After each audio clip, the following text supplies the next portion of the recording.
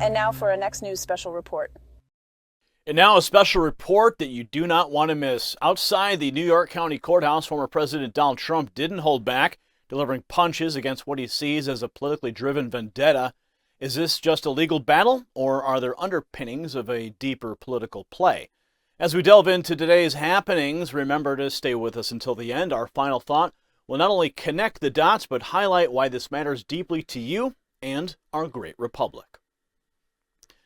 The leader of the Republican Party, Donald Trump, is no stranger to making headlines, and today was no different. As he emerged from the convoy of sleek black SUVs at the courthouse, he did more than just make an appearance for trial. He voiced strong concerns about Judge Arthur Engoron and New York Attorney General Letitia James, labeling the whole legal fiasco as a witch hunt. The crux of this? Allegations revolving around the undervaluing of Trump's esteemed Mar-a-Lago property, among others. Prosecutors argue that he's been inflating these values, but Trump sees it very differently. Watch. This is a continuation of the single greatest witch hunt of all time. We have a rogue judge who rules that properties are worth a tiny fraction, 1/100th, a tiny fraction of what they actually are. We have a racist attorney general who's a horror show, who ran on the basis that she was going to get Trump before she even knew anything about me. She used this to run for governor. She failed in her attempt to run for governor. She had virtually no polling. She came back and she said, well, now I'll go back to get Trump again. And this is what we have. It's a scam. It's a sham. Just so you know, my financial statements are phenomenal. They are actually less in terms of the numbers used than the actual net worth. The actual net worth is substantially more. No bank was affected. No bank was hurt. They don't even know why they have to be involved. And they've so testified. They can't believe that they're involved because they were paid back on time. There were no defaults. There were no problems. And it was like a perfect client. In the meantime, people are being murdered all over the sidewalks of New York. There was no victim here. The banks were represented by the best, biggest, most prestigious law firms in the state of New York, actually in the country. Some of the biggest and best law firms, in all cases, the biggest and best law firms. That's who represented them. The banks got back their money. Again, there was never a default. There was never a problem. Everything was perfect. There was no crime. The crime is against me because we have a corrupt district attorney, but we have a corrupt attorney general, and it all comes down from the DOJ. They're totally coordinated this in Washington because I'm the leading candidate. I'm leading Biden by 10 points, and I'm leading the Republicans by 50 and 60 points. That's pretty much, they say, over. I never accept that, but they say it's over. This has to do with election interference, plain and simple. They're trying to damage me so that I don't do as well as I'm doing in the election. Our country's gone to hell. We have a country that's in decline, serious decline. We have a man running our country who has no clue, doesn't know what he's doing, and you know it better than anybody because you have to cover him. What they've done with open borders, what they've done with interest rates and taxes, it's a disgrace. So what we have here is an attempt to hurt me in an election. It's an attempt to hurt me in an election. This never happened before, where President of the United States leaves office and gets indicted. And the reason I got indicted was that I ran. If I didn't run, I'd be sitting right now at a beach like Biden does every time, even though he's supposed to be working. So very simply put, it's a witch hunt. It's a disgrace. We have a corrupt attorney general in this state. You see how she does? This trial was railroaded and fast-tracked. This trial could have been brought years ago, but they waited till I was right in the middle of my campaign. The same with other trials and indictments. It's all run by DOJ, which is corrupt in Washington. Everything goes through them. They're all corrupt people. Frankly, our country is corrupt. And that's one of the reasons I'm running. We're going to straighten it out. They have one property that's worth anywhere from 50 to 100 times what this judge put down as a value. Put down a value $18 million. and the property's probably worth, could be anywhere from 50 to 100 times more than that. And a lot of those numbers could even be low. We have other properties, the same thing, so he devalued everything. I didn't even put in my best asset, which is the brand, in terms of value. Coca-Cola, take a look at their value. They have a value. The value of their brand is more than everything else put together. My brand is extremely valuable. I didn't even use it in my financials. If I wanted to build up a financial statement, I would have built it up by using brand in addition to everything else. We have the greatest properties. We have among the greatest properties in the world, and I have to go through this for political reasons. This judge is a politician. He comes out of the clubs. He's running unopposed. The reason he's unopposed is because he's getting Trump.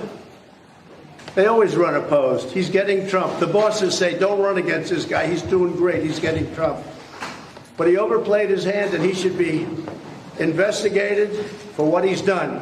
What he did in undervaluing these properties is a disgrace to our nation. This shouldn't be a case. One other thing. We have a clause in the contract which tells, essentially, buyer beware. The contract is very, very, if you take a look and you speak to the banks, and you will, I hope you speak to the banks, because the banks got paid in full. I hope you speak to the banks. But we have a clause in the contract. It's like a buyer beware clause. It says when you take a look at the financial statement, don't believe anything you read. This is up front. Don't believe anything you read. Some people call it a worthless clause because it makes the statement and anything you read in the statement worthless. It says go out and do your own research. Go out and do your own due diligence. You have to study the statement carefully. Do not believe anything. In fact, it's so strong that people read it and they don't even accept it. They don't even want it. They don't even use it. It's called a disclaimer clause. It's very common. If you put it in, if you don't have time to do statements, or even if you do have time, people like to have it. This is what's called a full disclaimer. We disclaim the financial statements. But even with a full disclaimer, which immediately takes you out of any fraud situation and any litigation. And by the way, when the Attorney General found out about the disclaimer clause, she said, that's okay, let's go forward anyway. It's good publicity. These are corrupt people we're dealing with, the most corrupt people. We have a great company. I built a great company. It's got tremendous value. It's got some of the greatest real estate assets in the world. And now I have to go before a rogue judge as a continuation of Russia, Russia, Russia, as a continuation of the greatest witch hunt of all time. And I don't think the people of this country are going to stand for it. If I weren't leading in all the polls, or if I weren't running, I wouldn't have any of these cases. I wouldn't be seeing you this morning. But I'll be seeing a lot of you, because this is a horrible thing that's happening to our country, and we've got to get it straightened away. So we'll go in and see our rogue judge, and we'll listen to this man. And I think most people get it. People are getting it. I can tell you the voters getting it, because every time they give me a fake indictment, I go up in the polls, and that's never happened before.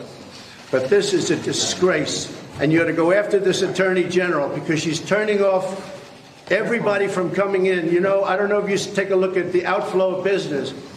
Businesses are fleeing New York because of horrible, horrible attorney generals and judges like we have. They go to other places where they can be treated fairly and with respect. Thank you very much, everybody. Thank you. Thank you. Trump doesn't mince words. He positions this trial as the greatest witch hunt of all time, calling out the purported political bias against him by the New York Attorney General. He's fiercely protective of his brand and assets, underscoring his robust financial statements and asserting they might even underrepresent his net worth. Yet the former president is concerned, not just about the undervaluation claims, but about the broader business environment in New York. His argument that biased actions are driving businesses away. He also emphasized the unusual timing of the indictment, hinting at it being a politically motivated tactic to derail his upcoming election. Now, trials and legal battles are complex, often daunting, much like navigating the financial world. And speaking of values, do you ever feel like you're navigating murky waters when it comes to your financial future? Like Trump's Mar-a-Lago dilemma, you might feel undervalued or uncertain, and that's where Noble Gold Investments comes into play. They simplify the realm of precious metals. Don't take my word for it. Hear from actual customers. No pressure sales, just honest guidance. Right now they're offering a free 5-ounce Silver America, the beautiful bullion coin for qualified accounts. Don't stay in the shadows of financial uncertainty. Head over to nextnewsgold.com because securing your future, like Trump's assets, deserves clarity. Now, back to the report. Following the day's proceedings, the former president appeared reinvigorated, suggesting that the judge might have given a nod in his favor. Watch. Well, I think that was very good.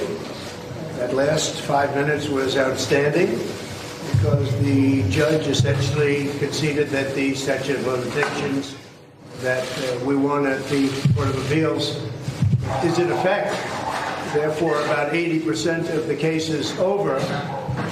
I was going to come out and say that, as you know, we're not entitled to a jury, which is pretty unusual in the United States of America. So we think it's very unfair that I don't have a jury. But the judge's last statement was very fair. And if I read it right, I'll let perhaps one of the lawyers speak to it. But Cliff, maybe you'll speak to it if you would.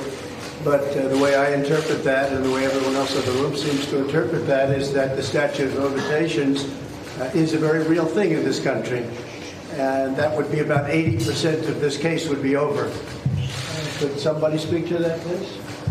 Cliff, you want to talk about that? Sure. So based on the judge's comments, based on the judge's comments at the end of the trial today, it would appear that he is agreeing that all the transactions that closed prior to 2014 are now out of the case. Which is about 80% of the case. And it's also something that we won on appeal, but was not accepted by this court, but now seems to be accepted by this court. As far as the jury is concerned, it's much different now. I must tell you that it was 20 minutes ago. We were going to come out and complain that, in this country you're entitled to a jury. But we very much appreciate the judge's decision today, or his statement today, on statute of limitations, which is a very big thing. It's a limited time period. And we did nothing wrong. And if you look at the statements, they showed that even in 2011, I guess the number was $258 million in cash. Very strong company. I don't believe we really, maybe I wouldn't do a couple of deals or something, but I wouldn't have even needed to go to banks. Banks loved our business. They loved our deals. They weren't defrauded. They lost no money. They made money. They had the finest attorneys that there are. Frankly, their attorneys were better than my attorneys. And they made a lot of money, and they considered me a very good client. I paid them back on time, on schedule. There was no default. They never even sent me a default letter.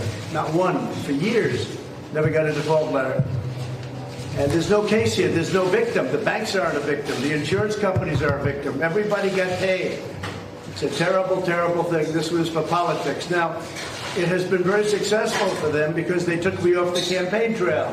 Because I've been sitting in a courthouse all day long instead of being in Iowa, New Hampshire, South Carolina, or a lot of other places I could be at. This is a horrible situation for our country. It's never happened before. It's election interference. They're interfering with the presidential election of 2024, and the people of our country see it. But this was a big, I say surprise, but it was a great credit to the court that the judge was willing to do this. He sort of overruled himself, and I greatly respect that. Thank you very much, everybody. Thank you. Are you coming back tomorrow? We may.